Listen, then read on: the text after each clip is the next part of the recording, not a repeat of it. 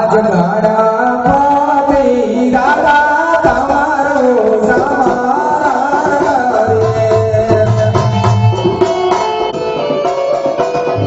હે જાણે જાણે સાગર તમને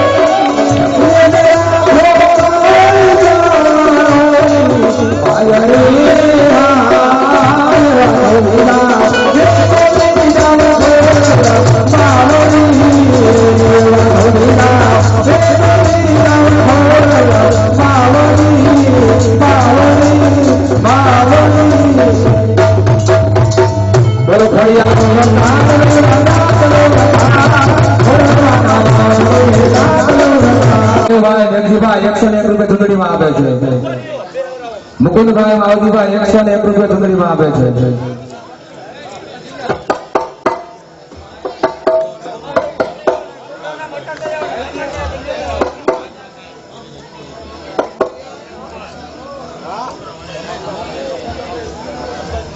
લાલજીભાઈ જફરવાળા પટેલ 501 રૂપિયામાં ભગવતીની ચૂંટણીમાં આપે છે.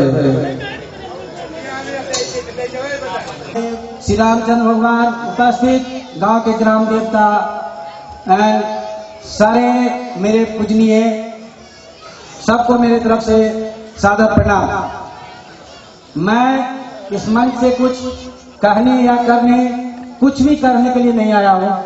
मैं केवल इस मंच से उपस्थित यहाँ के सारे नगरवासियों को अपना आभार व्यक्त करता हूँ कि इस धरती पे मुझे आने का मौका, सौभाग्य मिला, जो एक मेरे दोस्त की वजह से मिला, जो मुझे इतनी ज्यादा जानते भी नहीं, बहुत कम जानते हैं, फिर भी उन्होंने मुझे आमंत्रित किया और मैं यहाँ पे आया।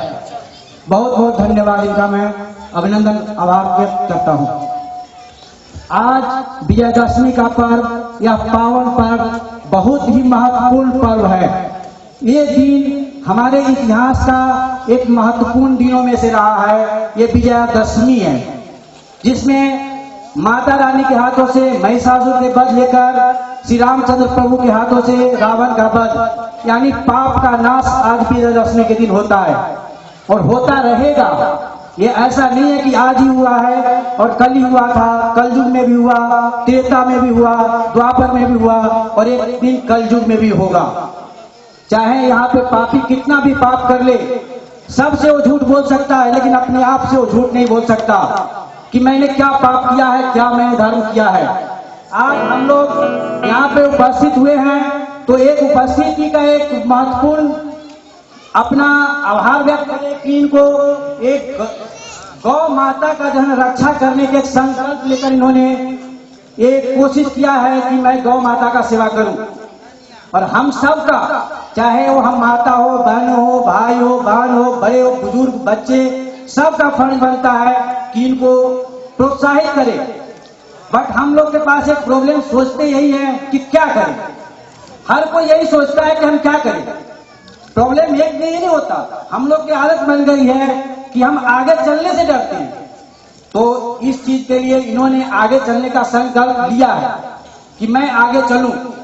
तो हमारा फर्ज बनता है कि हम इनके पीछे पीछे चलकर भी गौ माता की सेवा करें। हम लोग सब जानते हैं कि गौ माता के अंदर 16,000 देवी देवताओं की वास है। एक गौ माता की सेवा करने का मतलब होता है कि हमने जग में हर एक माताओं को पूज दिया, हर एक पिताओं को पूज दिया, हमने अपने पितृ धर्म को पूज दिया। जो हमारे पितर, बाबा, दादा, नाना, परनाना, जितने भी हमारे कुल में आते हैं, सारे की वास गौ माता में होती है। ये शास्त्र वेद, ऋग्वेद में भी उल्लेख है, गीता में भी पढ़ाया गया है। गीता में भी गौ माता के बारे में बताया गया है कि गौ माता है क्या। तो हम लोग कोशिश करें कि गौ माता की सेवा कैसे करें। अब हमारी क्वेश्चन है कि गौ माता की सेवा करें तो करें क्या। हम तो रोटी दाल तो खिलाते हैं, गौ माता हमारे पास आती है तो हम करते हैं। लेकिन आज स्थिति देखने के लिए मिलता है कि गौ माता रास्ते पे चलते रहते हैं, वो उनको कोई जो है ना, यार खाना दिया नहीं दिया उससे तो कोई फर्क पड़ता नहीं, खाना तो कोई कोई दे ही देता है, लेकिन फिर भी उनको पॉलिथीन खाने तक मजबूरी आ जाती है।